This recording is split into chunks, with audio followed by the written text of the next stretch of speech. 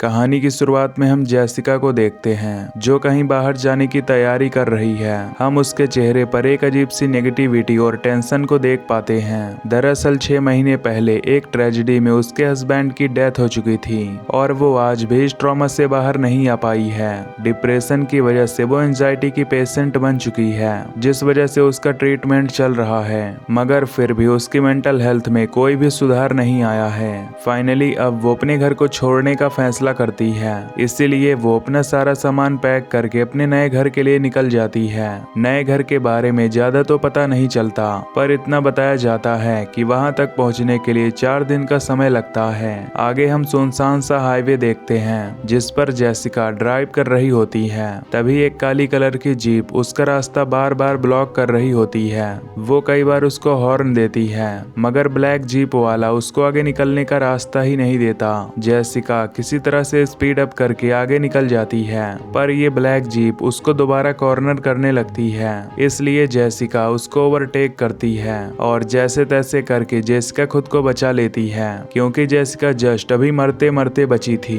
इसीलिए टेंशन में उसके हाथ पैर कांपने लगते हैं, उसे पैनिक अटैक आ जाता है। लेकिन जेसिका मैनेज करके गाड़ी साइड पर लगाती है और थोड़ा आराम भी करती है। तब तक वो काली जीप दूसरे रास्ते से आगे चली जाती है। आगे के सफर में जेसिका को कोई प्रॉब्लम नहीं आती और वो एक लंबा सफर आराम से कवर कर लेती है। शाम को गैस स्टेशन पर पहुंचकर जेसिका अपने डैड को कॉल करके आज की घटना के बारे में बताती है, जहां पर हमें पता चलता है कि वो घर पर बिना किसी को कुछ बताए ही निकल आई है। अब जेसिका एक बार फिर से उस काली जीप को अपने सामने देखती है, मगर सुबह तो दोनों गाड़ियों के रास्ते अलग हो चुके हैं। शायद ये उसका वहम होगा, क्योंकि अभी उसकी तबीयत ठीक नहीं है। पर जेसिका अब बहुत डर गई है, इसीलिए वो गाड़ी लेकर एक मोटल में पहुंचती है, क्योंकि वो रात में ड्राइव नहीं करने वाली थी। जेसिका को डर की वजह से रात को नींद तक नहीं आती और वो इमेजिन करती है कि वो ब्लैक जीप ठीक उसकी खिड़की के बाहर खड़ी है, मगर हकीकत में ये कोई वहम नहीं था, क्योंकि जब जेसिका सुबह अपनी गाड़ी में बैठकर निकलने वाली होती है,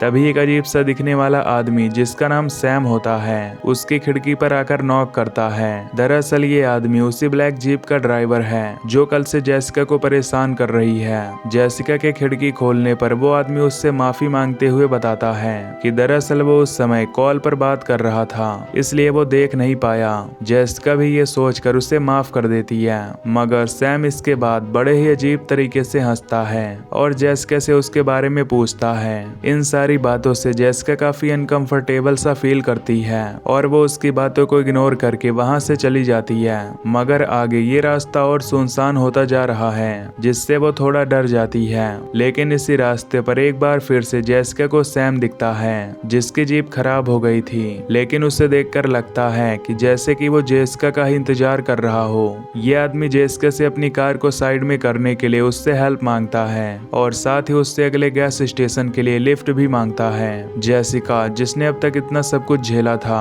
वो कहीं न कहीं सैम को देखकर डर जाती है, इसीलिए वो काफी रूडली सैम को मना करके वहां से चली जाती है। अब आगे जाकर एक मोड़ पर जेसिका स्मोक करने के लिए रुकती है और वो ध्यान ही नहीं देती कि उसके बगल में वो ब्लैक जीप एक बार फिर से खड़ी है। वो अजीब सा आदमी अपनी कार से उतरकर जेसिका की तरफ बढ़ता है, लेकिन ये देख जेसिका खुद को पैनिक करने से रोक नहीं पाती और जाकर अपनी गाड़ी चालू करके ऑलमोस्ट उस आदमी पर चढ़ा ही देती है। अब आगे इस रास्ते पर थोड़ा दूर चलने पर जेसिका अपने रियर व्यू मिरर में नोटिस करती है कि एक गाड़ी उसका पीछा कर रही है। वो सीधे 911 को कॉल लगाकर सब कुछ बता देती है, लेकिन तभी पीछे वाली गाड़ी उससे आगे चली जाती है और तब उसको पता चलता है कि ये तो कोई और है, जिससे वो खुद को थोड़ा रिलैक्स करती है। साथ ही में वो पुलिस वाले को भी रिलैक्स होने को बोलती है, लेकिन कॉल कट करते ही उसकी टायर की हवा निकल जाती है और उसकी गाड़ी अनकंट्रोल होकर बगल की दीवार से जा टकराती है और इंतजार करते हुए वो एक गाड़ी को अपनी तरफ आता हुआ देखती है और सैम की गाड़ी समझकर उससे डरने लगती है। जेसिका जल्दी से जाकर अपनी कार में बैठ जाती है और खुद को लॉक कर लेती है। उसका डरना जायज भी था, क्योंकि उसी वक्त हम ब्लैक जीप से सैम को उतरते हुए देखते हैं और इस बार वो पूरे गुस्से में था। वो आते ही सीधा जेसिका की कार पर हमला कर देता है और जबरदस्ती जेसिका की गाड़ी में घुसकर उसको बेहोशी का इंजेक्शन लगा देता है। अगले दिन जेसिका की आंखें एक बेसमेंट में खुलती हैं, जहां वो चारों तरफ से कैद होती है, लेकिन खिड़की से बाहर देखने पर उसको सैम दिखाई देता है। मतलब अब जेसिका इसकी हॉस्टेज है। दरअसल सैम एक साइकोपैथ है। ये पहले दिन से ही जेसिका का पीछा इसीलिए कर रहा था ताकि वो उसको किडनैप करके उसे अपना हॉस्टेज बना सके। सुबह से शाम तक जेसिका बेसमेंट में अकेले रहती है। शाम के वक्त सैम जेसिका से मिलने आता है और अंधेरे में उसका चेहरा और भी ज्यादा डरावना लग रहा होता है। अब जेसिका सैम को पे करने का प्रॉमिस करते हुए कहती है कि वो जितना मांगेगा वो उसको उतना अमाउंट दे देगी, लेकिन उसे पैसे चाहिए ही कहाँ थे। वो तो बस लड़कियों को अपना शौक और एंटरटेनमेंट के लिए यूज करता है क्योंकि उसे तो मजा आता है। ये सब करने में जेसिका वॉशरूम का बहाना बनाकर वहाँ से भागने की कोशिश करती है, मगर वो आदमी उसे फाइनली पकड़ ही लेता है और घसीट कर उसे बेसमेंट में वापस ले आता है। बंद करके वो उसे साइकोलॉजिकली तड़पाता है। ये उसका अपना तरीका है लड़कियों को तड़पाने का। जेसिका के पति के बारे में पूछने पर हमको पता चलता है कि उसके पति ने खुद को गोली मार ली थी, जिसके लिए आज भी जेसिका खुद को ही जिम्मेदार मानती है। इसीलिए आज उसकी ऐसी हालत है। आज के लिए इनफ एंटरटेनमेंट हो चुका था, इसीलिए वो क्रूर आदमी वहां से चला जाता है। अगली सुबह जब जेसिका की आंखें खुलती हैं तो वो सबसे पहले होल से झांक कर बाहर देखती है, जहां पर उसे पता चलता है कि आसपास कोई नहीं है। साथ ही में वो जान पाती है कि कीस दरवाजे के बगल में लटकी हुई है, जिसको वो काफी कोशिश के बाद खोल लेती है और दरवाजा खुलते ही वो वहां से ऐसे भागती है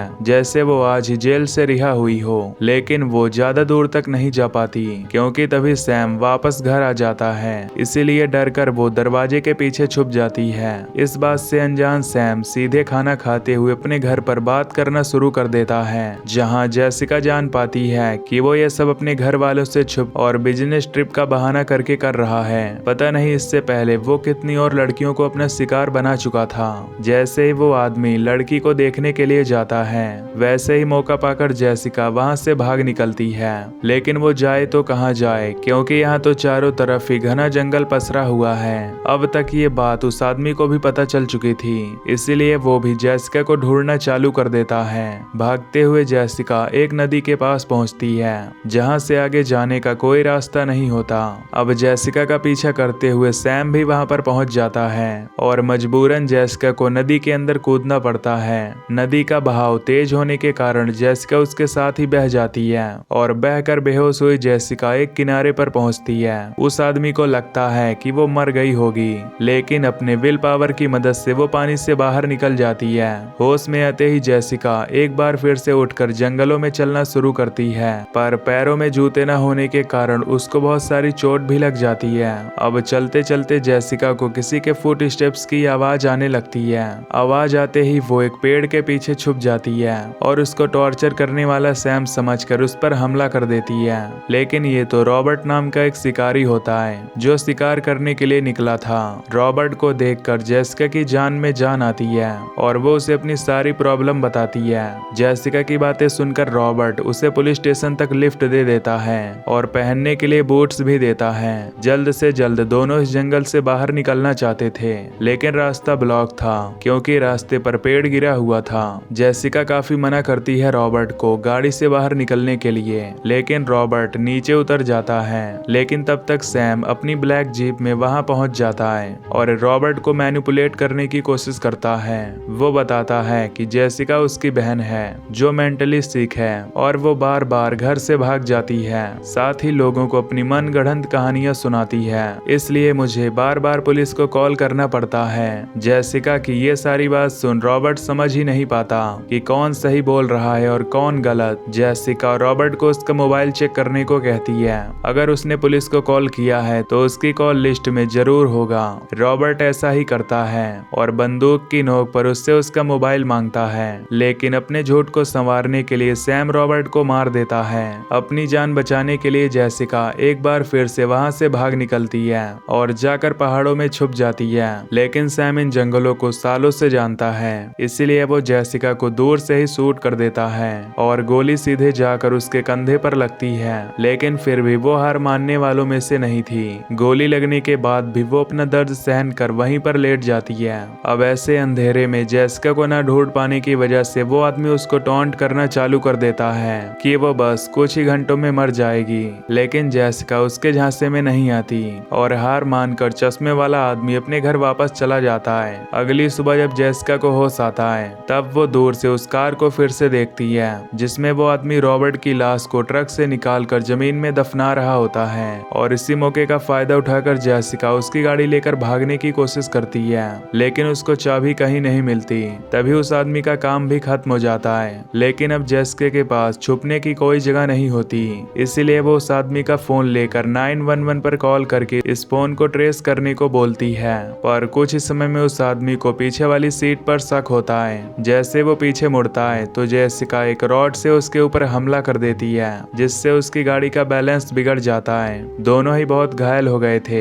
जेसिका अब अपना आखिरी दांव खेलती है, जिसमें वो उस आदमी की वाइफ को कॉल करके सारा सच बता देती है और साथ ही कहती है कि अगर आज उसे कुछ भी हो गया तो इसका जिम्मेदार उसका पति होगा। ये सारी बातें सैम सुन लेता है और वो समझ ही नहीं पाता कि अब वो क्या करें, और जेसिका पर हमला कर देता है क्योंकि जेसिका ने उसको उसकी फैमिली के सामने बेइज्जत कर दिया था। लेकिन इस बार जेसिका भी फुल रेडी होती है और वो उसी के चाकू से उसको तब तक स्टैब करती है जब तक सैम मारा न जाए। जेसिका आखिरकार सैम को मार देती है और अब थोड़ी देर में वहां पर पुलिस भी पहुंच जाएगी क्योंकि जेसिका ने फोन को ट्रेस करने को बोल दिया था। तो दोस्तों, अगर आपको ये एक्सप्लेनेशन पसंद आई हो तो वीडियो को लाइक और चैनल को सब्सक्राइब कर देना। बाकी मैं मिलूंगा आपसे नई वीडियो में। Till then take care, love you, bye bye.